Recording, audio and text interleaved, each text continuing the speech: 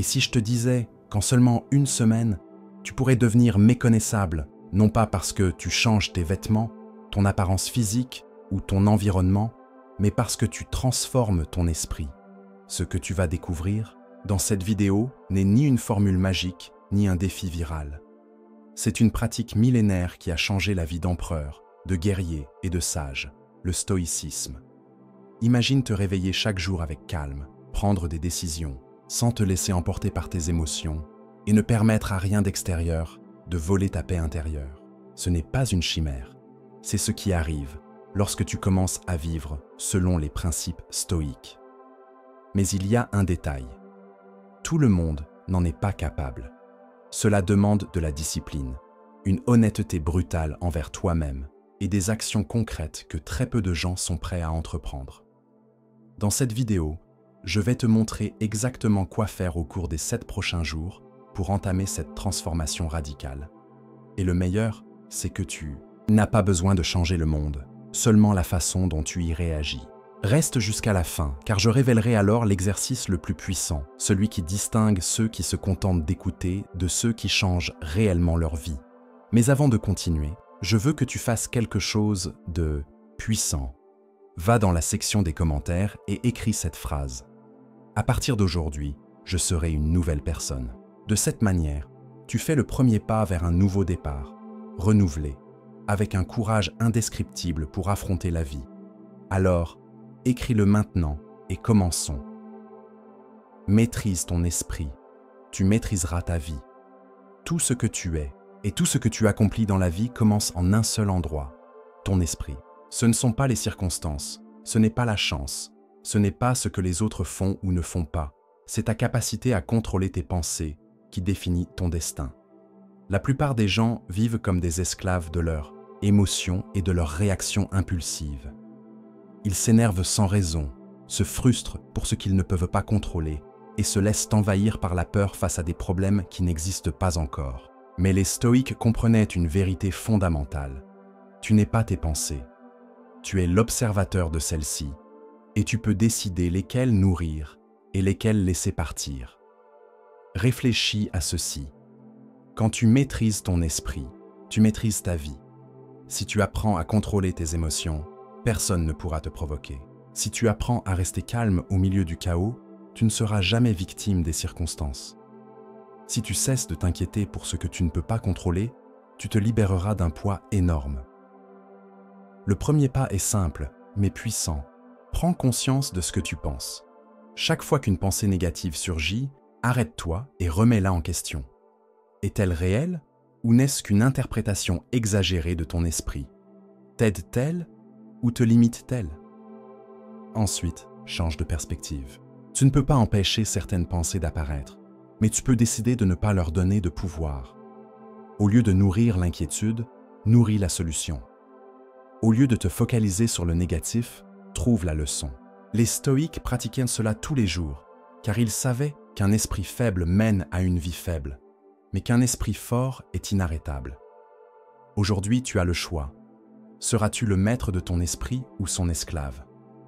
Choisis, bien, car la qualité de ta vie en dépend. Avant de continuer, je te serais reconnaissant si tu pouvais, s'il te plaît, liker et partager cette vidéo pour qu'elle puisse toucher davantage de personnes. Et si tu ne veux rater aucune de mes prochaines vidéos, abonne-toi et active la cloche de notification. 2. Transforme les obstacles en opportunités. Tout défi est une leçon déguisée. La plupart des gens perçoivent les obstacles comme des freins, des barrières qui les empêchent d'avancer. Les stoïques voyaient les choses différemment. Chaque obstacle est une épreuve, une opportunité de grandir. Réfléchis à ceci. Tous les grands accomplissements de l'histoire sont nés de l'adversité. Les grands leaders, les inventeurs, les philosophes, les guerriers, tous ont affronté des difficultés, mais au lieu de se rendre, ils ont trouvé un moyen de transformer ces épreuves en quelque chose de précieux. Marc Aurèle a dit « Ce qui se dresse sur ton chemin devient le chemin ». En d'autres termes, ce qui te semble être un problème aujourd'hui pourrait être la plus grande bénédiction de ta vie si tu décides de le voir sous un autre angle. L'échec n'est pas une fin, c'est une leçon. Chaque erreur est une opportunité d'amélioration. Chaque rejet te pousse vers une nouvelle direction. Chaque chute t'apprend à te relever plus fort. Mais cela ne se produit que si tu changes ta mentalité. Quand tu fais face à un obstacle, au lieu de demander « Pourquoi cela m'arrive-t-il ?», demande-toi « Que puis-je apprendre de cela ?»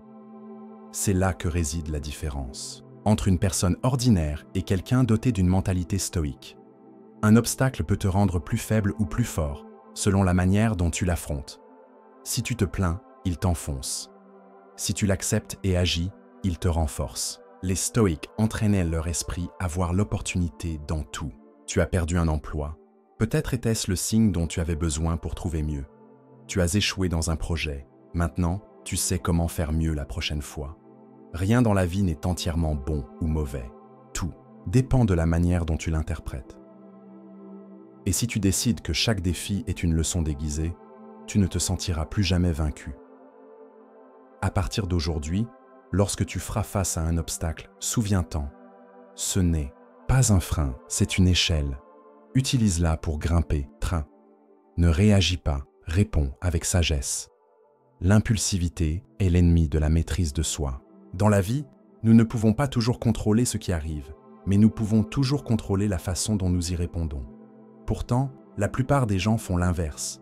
Ils réagissent sans réfléchir, guidés par la colère, la peur ou la frustration. C'est dangereux, car une réaction impulsive peut ruiner des relations, des opportunités et même le cours de ta vie. Les stoïques comprenaient que le pouvoir ne réside pas dans ce qui est extérieur, mais dans la capacité à rester calme face à n'importe quelle situation. Épictète disait « Ce ne sont pas les événements qui nous affectent, mais ce que nous pensons d'eux. » En d'autres termes, ce n'est pas le problème qui te fait mal, mais ton interprétation et ta réaction face à lui. Réfléchis-y. Combien de fois as-tu dit ou fait quelque chose sous le coup de la colère?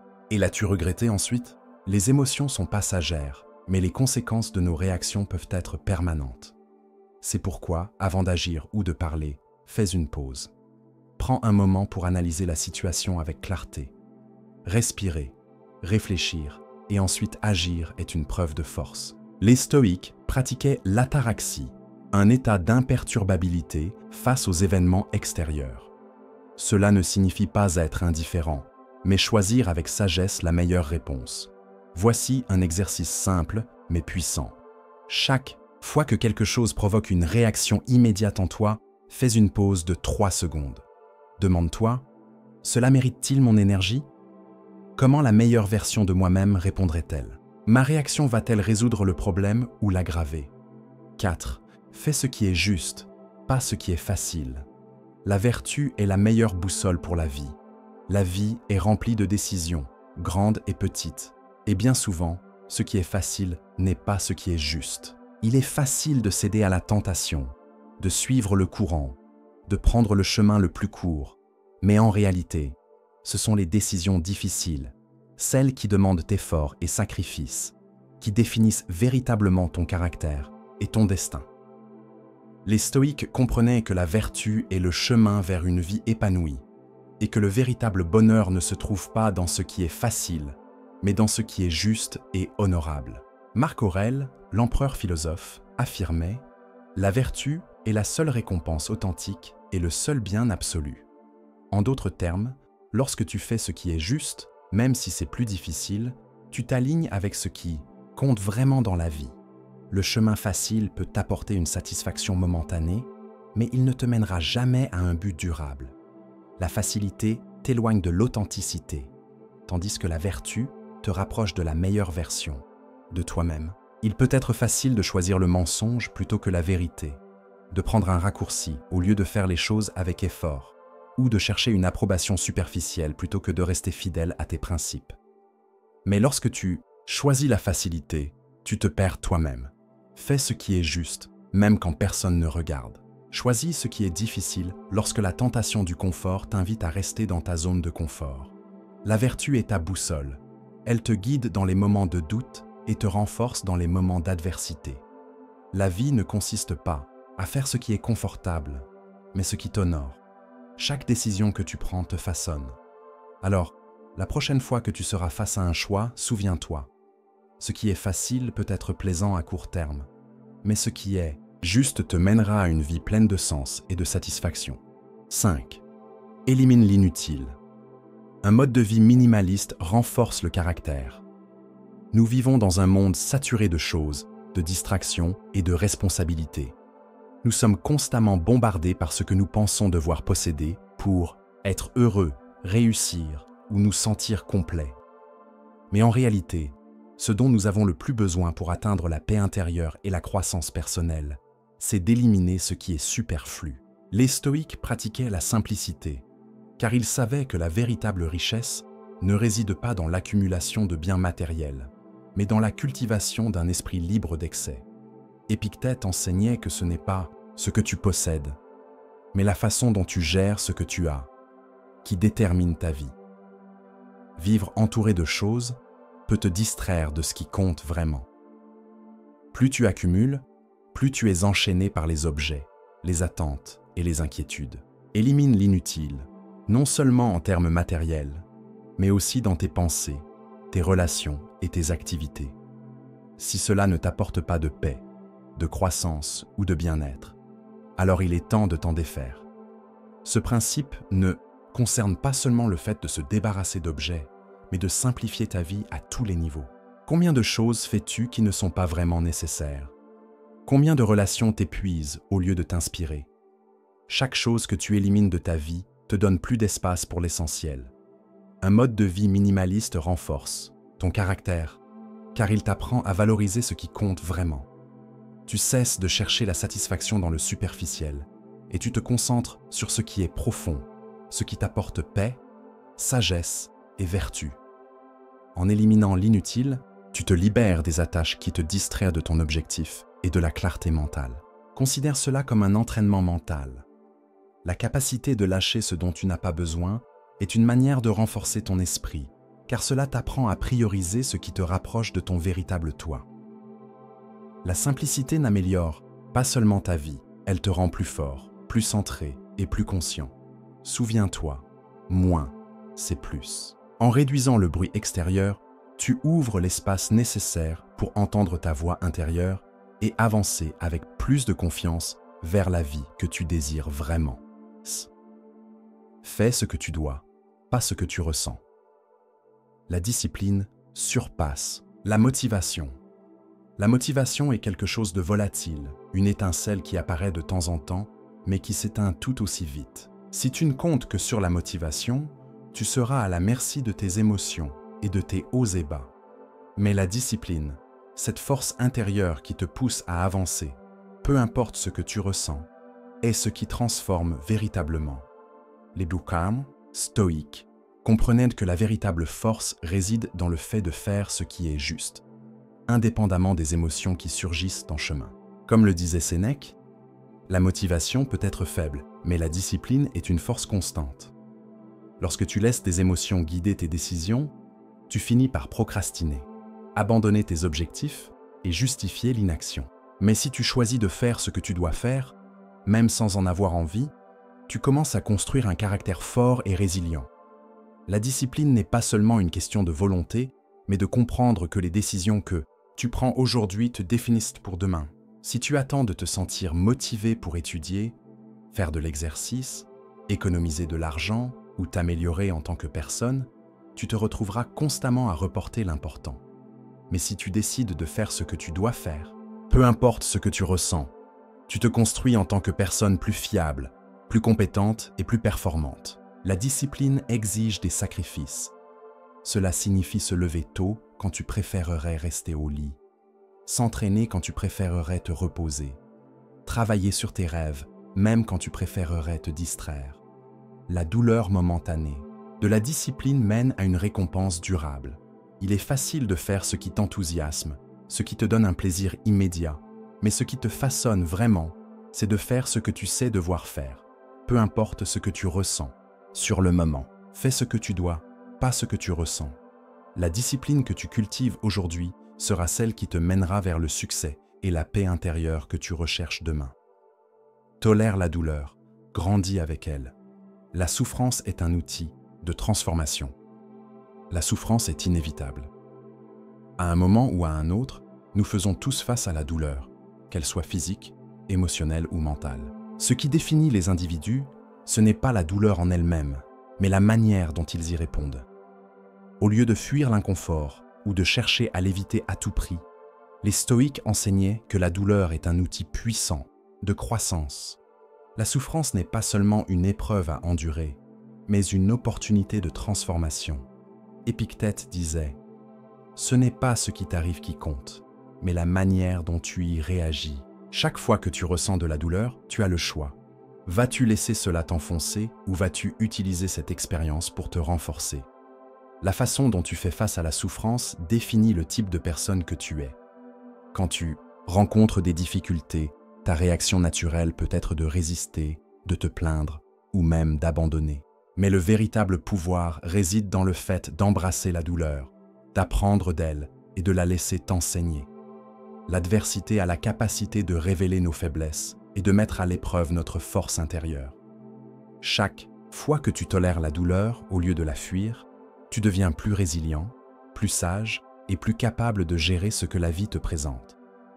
La douleur te met au défi de repousser tes limites, de surmonter tes peurs et de reconnaître ton véritable potentiel. Cela peut sembler insupportable sur le moment, mais en regardant en arrière, tu te rends compte que ces expériences difficiles sont celles qui t'ont façonné et t'ont poussé vers ta meilleure version. Au lieu de craindre la souffrance, accepte-la comme une opportunité de croissance. Plus tu la tolères, plus tu deviens capable de l'endurer.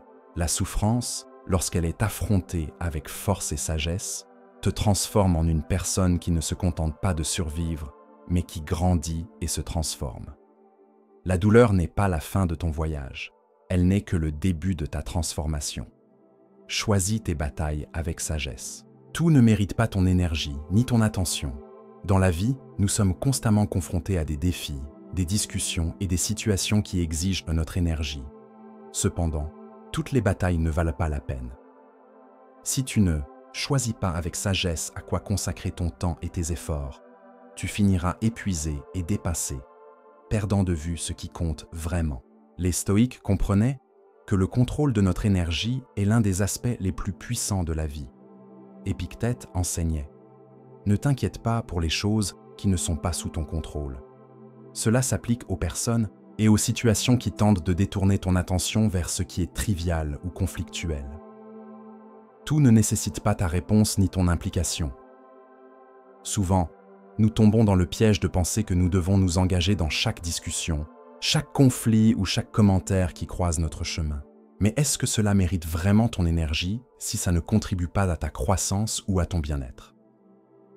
La véritable force réside dans le fait de savoir quand prendre du recul, rester calme et choisir où concentrer ton pouvoir. Choisir ces batailles avec sagesse, c'est prioriser ce qui compte vraiment. Tes principes, tes relations précieuses, tes rêves et ta paix intérieure. Combattre pour des choses qui ne sont pas alignées avec ton objectif ne fera que te distraire de l'essentiel. Ne gaspille pas ton énergie à discuter avec des personnes qui ne sont pas prêtes à écouter ou à mener des batailles qui n'apportent rien à ta croissance personnelle. La véritable sagesse réside dans la reconnaissance de ce qui mérite ton attention. Prends soin de ton énergie comme du ressource la plus précieuse que tu possèdes. En résumé, la vie est limitée et ton temps et ton énergie sont précieux. Choisis tes batailles avec conscience et sagesse et ne te laisse pas entraîner par ce qui est superficiel ou sans importance. En agissant ainsi, tu vivras avec plus de sens, de sérénité et de concentration. 9. Entoure-toi de ceux qui te poussent à t'améliorer. Un environnement fort forge un caractère fort. L'environnement que tu choisis dans ta vie joue un rôle crucial dans ta croissance personnelle. Les personnes avec lesquelles tu t'entoures peuvent t'élever ou t'entraîner vers le bas. Si tu t'entoures d'individus qui te soutiennent, te défient et t'inspirent, ton potentiel s'amplifie. Mais si tu es entouré de personnes qui se contentent de peu, qui ne cherchent pas à se surpasser et qui encouragent la médiocrité, il sera plus difficile d'atteindre la grandeur. Les stoïques comprenaient que l'environnement a un impact profond sur notre mentalité et sur les décisions que nous prenons. Sénèque disait « Les personnes que tu fréquentes sont la mesure de ton caractère. Ton cercle d'amis, de mentors et de collègues doit être choisi avec soin, car il n'influence pas seulement tes actions, mais aussi la manière dont tu te perçois toi-même.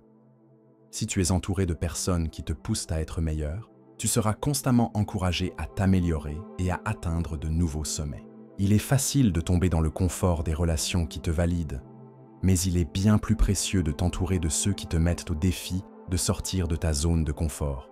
Les personnes qui exigent plus de toi, qui ne te laissent pas te complaire dans la stagnation, sont celles qui t'aideront vraiment à grandir. Ces personnes ne te permettront pas de rester immobile. Elles te motiveront à élever tes standards, à remettre en question tes croyances limitantes et à prendre des décisions plus sages. Un environnement fort ne se limite pas aux personnes, mais inclut aussi les influences que tu acceptes dans ta vie. Quel contenu consommes-tu? Quelles idées nourris-tu? Si tu t'entoures de pensées négatives ou de distractions constantes, ta croissance sera limitée. 10.